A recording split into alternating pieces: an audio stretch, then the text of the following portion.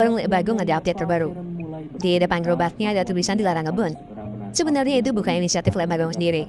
Cuman istrinya jadi sering ngomel semenjak banyak anak-anak muda kampung sebelah yang ngopi di warungnya Lek Bagong semalaman sambil main kartu. Ujung-ujungnya, mut. Tadinya istrinya Lek Bagong masih nggak terlalu permasalahkan hal itu. Tapi semenjak utang terus gak ada yang bayar, beliau makin emosi. Menurutnya, utang tanpa rasa tanggung jawab untuk mengembalikan itu sama saja kita nggak menghargai orang lain. Saya cukup nangkap dengan alasan tersebut, karena Lek Bagong dan istrinya mengantisipasi uang akan jadi masalah di kemudian hari. Apalagi sampai memutus tali silaturahmi, cuma gara-gara pecel lele satu bungkus. Kadang uang memang menguasai manusia, hingga bisa mengubah siapa dia sebenarnya. Seperti satu film yang diperankan oleh Kenshin, atau Takeru Sato. Tapi di film ini, Kenshin gak jago gelut, tapi lebih jago.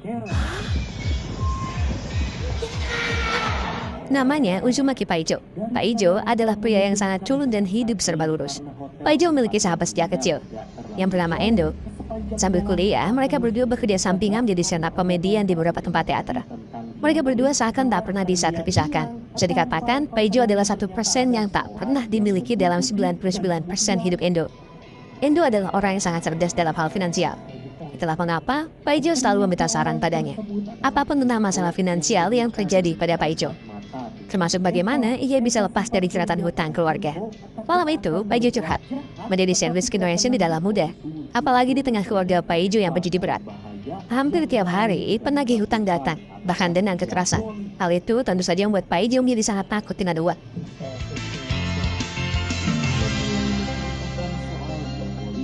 Suatu hari saat sedang libur kuliah, mereka berniat menghabiskan liburannya dengan tabungan yang sudah mereka simpan selama ini. Paijo dan Endo sudah bermimpi lama untuk pergi ke sebuah negara yang eksotis, yaitu Maroko. Malam itu, mereka tersesat dalam perjalanan menuju hotel. Hingga seorang warga lokal datang dan akan membantunya. Namun Paijo dan Endo bilang jika mereka tak punya uang.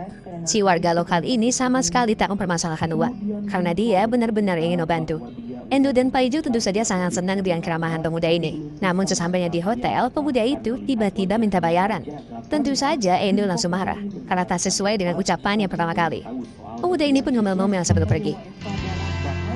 Setelah masuk kamar hotel, Paijo menyarankan pada Endo agar mulai sekarang mereka menyimpan uangnya di bawah sepatu. Setidaknya, itu akan mengamalkan perjalanan mereka di negara orang. Siapa tahu ada hal-hal yang tidak diinginkan.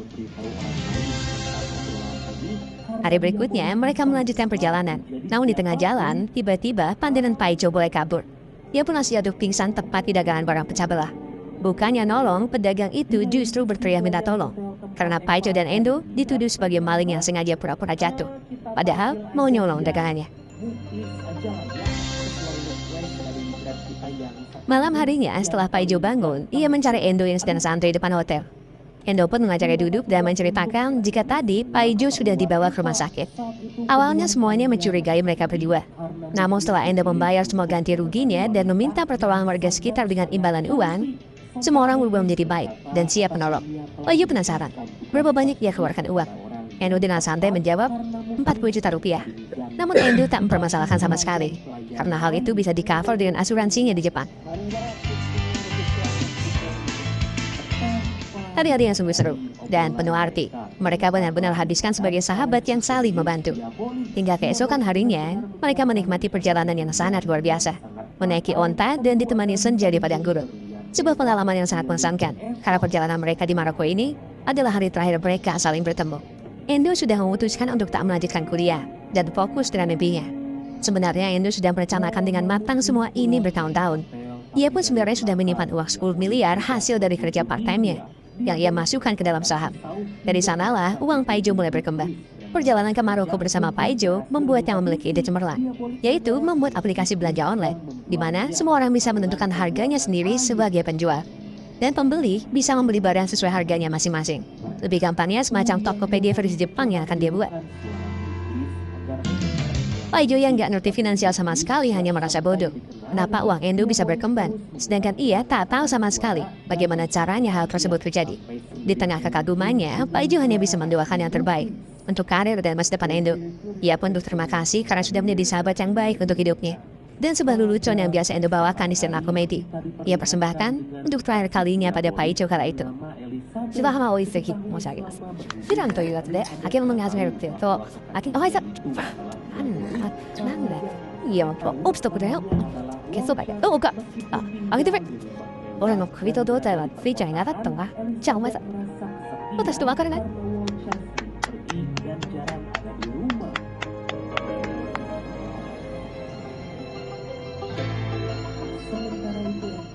？Sekarang 14 tahun berlalu.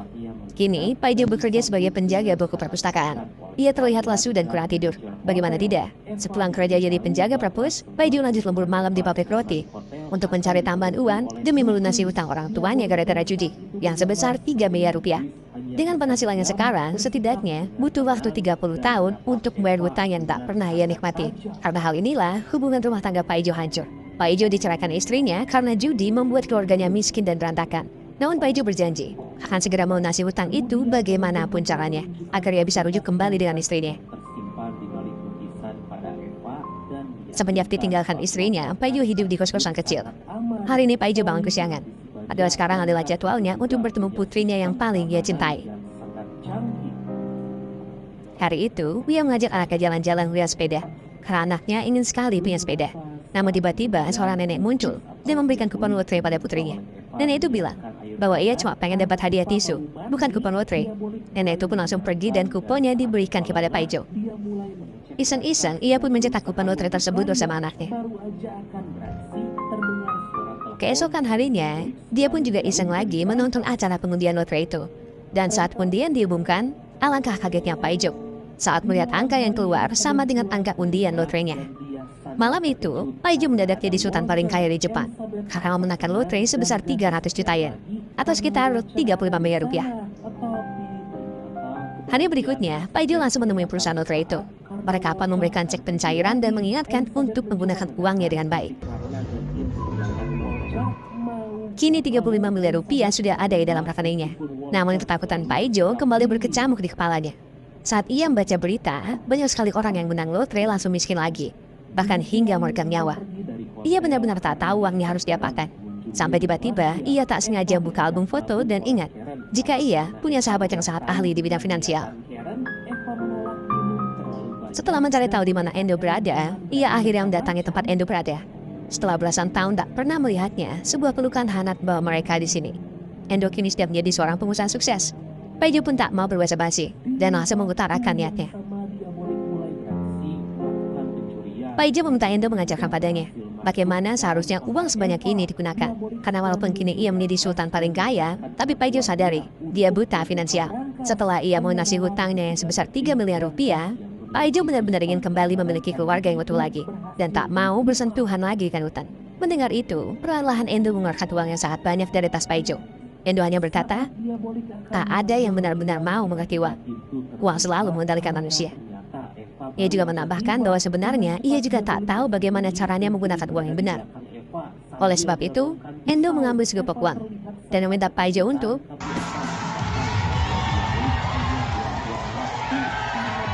awalnya, Paijo masih kaku karena takut dengan acara yang ia buat sendiri bersama Endo demi menghabiskan uangnya.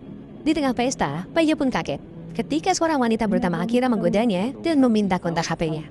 Mungkin kalau editor saya di posisi Paijo, dia udah pasti langsung kick off 2 kali 45 menit. Tambah perpanjangan waktu, langsung adu penalti. Ulah cocok teh. Di tengah party yang semakin gila, Endo mengajaknya minum hingga Paijo lupa diri. Namun ternyata itu trik Endo yang memanfaatkan Paijo yang sudah teler di tengah party. Endo masuk secara perlahan ke ruangan dan mengambil semua uang Paijo di dalam berangkas malam itu. Hingga pagi harinya saat Paijo terbangun, ruangan itu sudah kosong.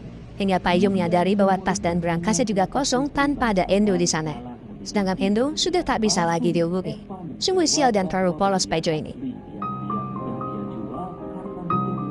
Saat lagi rungkat-rungkatnya, Paijo melihat sepatu wanita dan langsung terpikir nama Akira di otaknya. Paijo pun langsung menghubungi Akira, berharap ia tahu di mana Endo berada.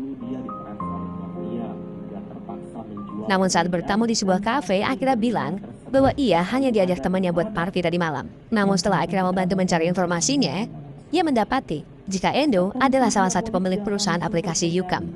Sebuah aplikasi belanja persis seperti apa yang Endo ceritakan saat di Maroko. Akira pun beritahu jika ia punya seorang kenalan, salah satu co-founder YouCam. Benar saja, keesokan harinya, Paijo pun langsung dikenalkan oleh teman Akira yang bernama Bajuri. Bajuri adalah orang yang sangat gemar bermain judi pacuan kuda. Ia adalah mantan rekan kerja Endo dalam membangun bisnis aplikasinya. Namun sekarang aplikasi itu sudah dibeli orang lain. Dan Bajuri memilih menikmati hidup dari uang penjualan aplikasi tersebut ke investor lain. Kini kabarnya, Endo membangun bisnis baru, namun tak berjalan mulus. Jadi Bajuri menyarankan tak usah berharap dengan 35 miliarnya, karena itu sudah pasti hilang. Alih-alih membantunya, Bajuri justru memberi Paijo modal 100 juta untuk bertaruh di pacuan kuda. Bajuri berkata jika pacuan kuda bukanlah judi, tapi olahraga yang didorong oleh analisis data. Darah penjudi sepertinya belum hilang dari diri Paijo. Mendengar model itu, ia langsung ikut bermain dengan menebak kudanya.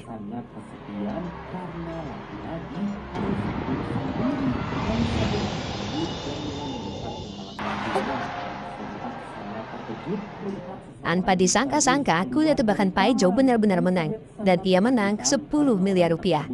Saat Bajuri memintanya bertaruh lagi, Paijo bilang kalau mending uangnya ia minta 3 miliar buat bayar utang Paijo. Tapi Bajuri menolak. Akhirnya, Paijo pun bertaruh kembali. Ia pun sangat semangat melihat balapan itu. Namun sayangnya, kali ini, tebakannya meleset. Dan uang 10 miliarnya hilang. Paijo sangat marah dengan hasil itu. Namun Bajuri hanya bilang bahwa dari awal, ia tak menaruh modalnya di pacuan kuda. Yang artinya, semuanya hanya ada di hayalan Paijo. Uang adalah sesuatu yang tidak nyata. Tapi tetap saja, manusia mau dibodohi oleh uang. Ucapan indah Bajuri tak sama seperti yang apa ia lakukan. Karena Bajuri baru saja mencuri uang yang didapatkan oleh Paijo. Namun itulah hidup. Paijo harus terus berjalan untuk mencari di mana Endo. Karena itulah satu-satunya yang nyata dalam pikirannya sekarang.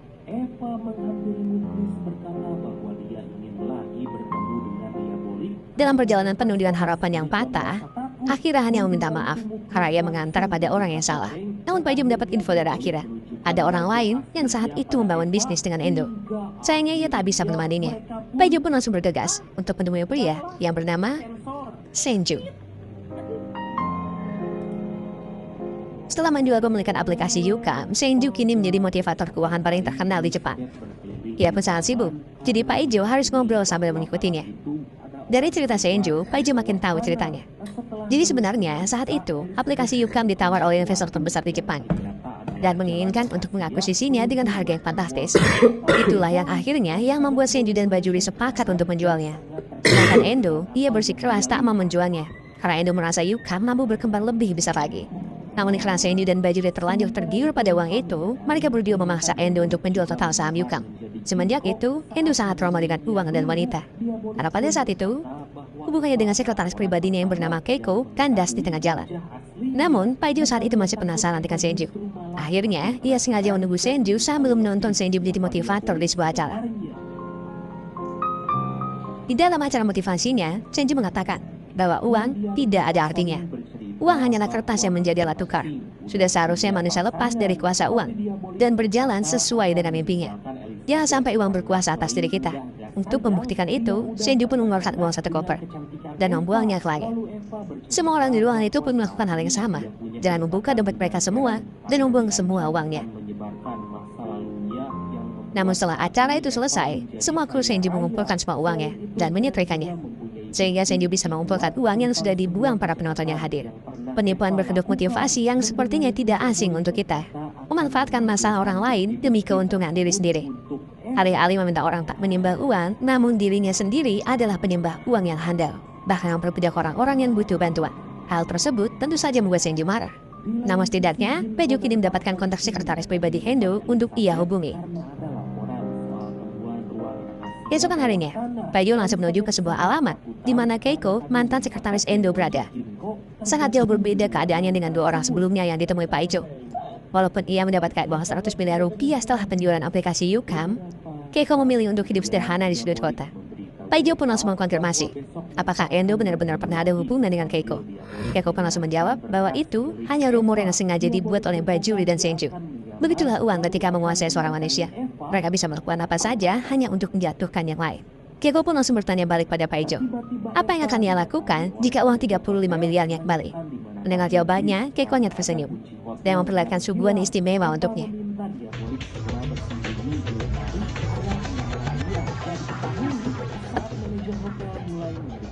Begitulah uang. Di sisi lain kehidupan, orang lebih suka menabung. Selalu menyimpannya hingga mati tanpa pernah menikmati uangnya. Hingga Paijo menyadari bahwa ide pembuatan Yukam yang bernilai 2 triliun lebih tak ada artinya jika itu dijual dan dipegang dalam bentuk uang. 2 triliun tidak akan ada artinya dari sebuah mimpi besar Endo. Keiko pun menambahkan, jika dalam perjalanan Endo membangun bisnisnya, ia selalu menceritakan tentang Paijo. Keiko merasa Paijo adalah segalanya untuk Endo. Oleh sebab itulah, Yukam dibuat sejak ide Endo muncul saat bersama Paijo di Maroko. Perjalanan demi perjalanan mencari Endo membuat Paijo tak bisa berhenti berpikir tentang makna uang yang sebenarnya. Hingga suatu pagi, Paijo mendapatkan jadwal untuk mengunjungi putrinya pelatih balet. Paijo pun menggunakan kesempatannya untuk berbincang lebih banyak dengan istrinya. Paijo bercerita bahwa sebenarnya dia mendapatkan lotre senilai 35 miliar. Namun saat ini, uang itu sedang tidak di tangannya. Tapi ia berjanji, jika uangnya sudah di tangan, ia segera menyelesaikan hutang yang melilitnya selama ini. Setelah itu, Paijo ingin istri dan anaknya kembali bersama. Karena kini, Paijo tak miskin lagi. Namun istrinya hanya tersenyum. Istrinya justru meminta Paijo segera menandatangani surat cerai yang sudah dilayangkan pengadilan agar prosesnya segera selesai. Setelah itu, istrinya pun segera pergi dari sana. Keesokan harinya, ia mendapat jatah jalan-jalan dengan anaknya. Putrinya pun meminta agar Paijo datang di hari pementasan baletnya. Waktu terus berjalan, Endo belum juga ditemukan. Hingga hari yang dinantikan tiba, Paijo menempati janjinya untuk datang pada pementasan balet putrinya. Di sana pun, istrinya menagih lagi surat cerai yang harus Paijo tanda tangani. Namun dengan berat, Paijo masih meminta istrinya untuk pertimbangkan perceraian ini. Paijo meminta maaf, karena selama ini hidup miskin dan tak bisa membahagiakan istri dan anaknya. Namun setelah 35 miliar itu ada di depan mereka, Paijo berjanji untuk perbaiki semuanya, termasuk membeli rumah dan semua kebahagiaan yang bisa mereka lakukan bersama. Namun jawaban mengejutkan keluar dari mulut istri Paijo. Sebuah pertanyaan sederhana yang membuatnya tak bisa menjawab tentang, apakah kamu pikir itu semua membuat kita bahagia? Selama ini, Paijo berpikir terlalu jauh tentang arti uang dan kebahagiaan. Tanpa ia sadar, siang dan malam, Paijo hanya memikirkan uang, membayar hutang, dan semua hal yang merampas keinginan Paijo untuk tetap hidup. Padahal, istrinya sama sekali tak pernah memikirkan bahwa hutang akan membuat keluarga mereka mati. Istri yang bercerita, bahkan semua hal yang terjadi akan dengan mudah ia lewati. Selama ini, yang ia inginkan hanyalah bisa menonton pentas balet putrinya bersama dengan Paijo. Saat itu, Paijo berpikir bahwa les balet harus dihentikan, karena Paijo sama sekali tak punya uang jika sambil membayar hutang. Amarah demi amarah yang muncul hanya karena hutang. Tak ada sedikit pun perasaan bahwa selalu ada jalan ketika kebahagiaan menjadi dasar untuk mereka melangkah. Kebahagiaan putrinya yang seharusnya menjadi yang utama sudah tertutup oleh beratnya kehidupan karena hutang. Mendengar itu, air mata Paijo tak bisa lagi dibendung. Paijo terlalu jauh memikirkan arti uang dan kebahagiaan, hingga ia lupa dengan apa sebenarnya yang keluarganya selama ini butuhkan. Dan mengapa istrinya tak mau kembali lagi padanya. Akhirnya Paijo kini mengerti kenapa semuanya tak berjalan sesuai yang ia inginkan. Dan kini Paijo benar-benar mengerti bahwa uang bukanlah masalah utama dalam keharmonisan. Namun kebahagiaan hadir lebih dari semua perjuangan yang Paijo lakukan selama ini. Hingga saat Paijo mengerti semuanya, di sebuah kereta di tengah hiruk pikuk ramainya kota, tiba-tiba sesosok pria yang bernama Endo datang dan menaruh koper uang Paijo. Semuanya utuh, tak kurang satu lembar pun. Endo hanya duduk dan bertanya pada Paijo, "Menurutmu, apa arti uang sekarang?" Sejenak Paijo terdiam. Paijo pun menjawab bahwa semuanya berbeda sejak Paijo membawa uangnya pada Endo. Paijo pikir uang bisa menyelesaikan segalanya. Namun pada kenyataannya, Paijo tak bisa mendapatkan kembali semua yang ia inginkan. Bahkan dengan uang 35 miliar, Paijo salah menilai semuanya. Tapi dengan perjalanan menemukan Endo, Paijo belajar dan mengerti bagaimana orang-orang yang pernah membangun bersama dengan Endo, semuanya berubah karena uang. Perjalanan membuat Paijo yakin bahwa Endo adalah sahabat terbaiknya. Endo baru saja mendengar apa yang sebenarnya selama ini ingin ia dengar. Endo pergi membawa uangnya, namun ia tetap percaya padanya. Itulah kenapa selama ini Endo memiliki pengetahuan 99% tentang uang. Namun Paijo menjadi 1% yang melengkapi semuanya. Sebuah kepercayaan yang lebih berharga daripada sebuah mata uang. Seperti yang Endo katakan saat di tengah padang gurun Maroko. Ia ingin memahami uang, namun ia berjanji takkan pernah berubah. Itulah mengapa sampai sekarang, Endo selalu menyimpan uangnya di dalam sepatunya. Masih sama seperti yang mereka lakukan saat di Maroko dulu. Kini Paijo mengerti semuanya. Dan hal pertama yang ia lakukan untuk menggunakan uangnya adalah untuk membelikan sepeda impian putrinya yang ia cintai.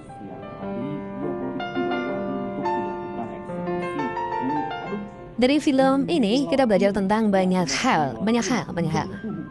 Uang, persahabatan, pengkhianatan, keluarga, dan masih banyak lagi yang bisa kita nikmati di setiap detail cerita ini. Katanya, uang adalah manipulasi kertas yang dianggap memiliki nilai. Namun manusia bereaksi lebih besar daripada itu. Uang membuat manusia bergerak tanpa arah, dan semakin hari tanpa mereka sadar, manusia sudah dikuasai oleh uang. Uang membuat kita melakukan apapun seakan semua hal bisa kita miliki. Namun di lain sisi, uang adalah benda yang tidak ada nilainya. Hingga kita mati, dan belum sempat menikmatinya karena sibuk dengan mencari dan mencari lagi nilai yang lebih tinggi. Padahal, kita berhak memberi nilai pada masing-masing mata uangnya. Namun lebih jauh daripada itu, banyak hal yang kita lupakan. Karena fokus kita mengejar hal yang tak pernah kita beri nilai. Kebahagiaan dan kepercayaan tak pernah bisa dibeli oleh apapun. Kita sering melupakan hal yang seharusnya menjadi realisasi sebuah mimpi. Mimpi tentang bagaimana kita akan hidup dan bagaimana kita menghargai jarum waktu yang terus berputar pada porosnya. Dan itu tadi soal filmnya, atau soal uang, atau ya soal perspektif filmnya soal uang itu tadi. Soal ngomongin soal uang, kayaknya, aduh buat orang kayaknya beda-beda keadaannya. Biarpun ya buat saya sendiri ya sekali dan butuh untuk tim, untuk ya apa yang dikerjain, untuk apa yang ingin dicapai, untuk apa yang ingin dibuat, dan buat beberapa orang uang itu segalanya, uang itu yang membuat mereka hidup, uang itu yang membuat mereka merasa berkuasa. Ya, ada bagian dalam hidup saya juga pernah merasa seperti itu. Dan juga pernah bertemu dengan orang-orang yang seperti itu, yang ya mungkin waktu itu saya juga terlalu polos sekali sama duit ya. Tapi catatan buat saya juga, saya juga nggak tahu kalau banyak uang itu mau diapain waktu itu. Dan dari situlah saya belajar banyak hal.